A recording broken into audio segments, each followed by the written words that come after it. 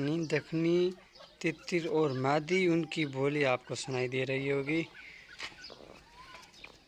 अगर कोई भाई इसको ख़रीदना चाहे, कोई भाई लेना चाहे तो हमें कमेंट कर सकता है।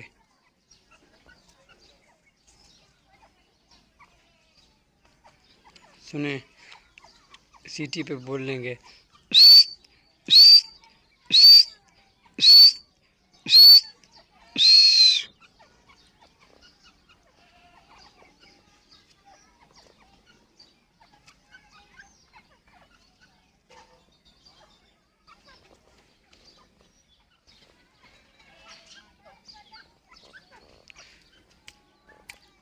बगड़ा निकल रहा है दखनी से।